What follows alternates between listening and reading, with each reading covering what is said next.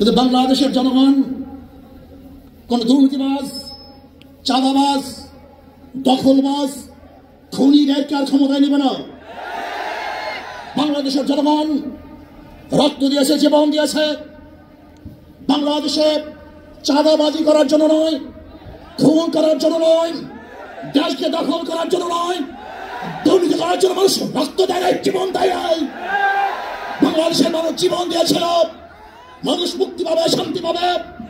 আমার গরিব দুঃখী মানুষ ক্ষুধার্ত থাকবে না। বাংলাদেশের একজন মানুষও খোলা আকাশের নিচে থাকবে না। বাংলাদেশের একজন গরিব বস্ত্রহীন থাকবে না। আমার বাংলাদেশের কোন মানুষ গুম হবে না, খুন হবে না। বাংলাদেশের কোন ব্যবসায়ীকে চাঁদা দিতে হবে না।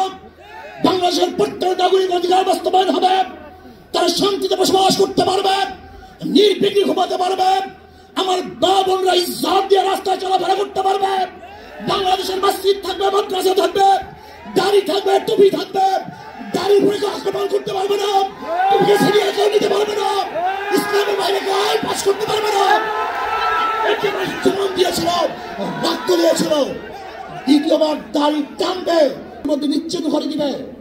যদি আক্রমণ করার পরে দেখেছে ইরানের গুহার থেকে কোথার থেকে বোম মিসাইল চলে আসছে, আমেরিকা এবং ইসরায়েল যেরকম অনুভব করতে পারে নাই, বাংলাদেশের বুকে যদি একটা বাক্স দেওয়া হয়, বাংলাদেশের ঘরের থেকে এমন মিসাইল বের হবে, এমন বোমা বের হবে, গোটা বাংলাদেশ থেকে, গোটা দুনিয়া থেকে ইসলামের দুশ্মনকে ধ্বংস করবে ইনশাআল্লাহ।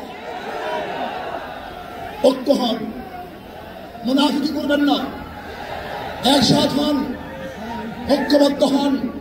এইটা আমার মেসেজ থাকবে। যদি ঐক্যবদ্ধ ভাবে ক্ষমতার লোভকে সম্বরণ করে আমি ক্ষমতায় যেতে চাই না, ইসলামকে ক্ষমতায় নিতে চাই।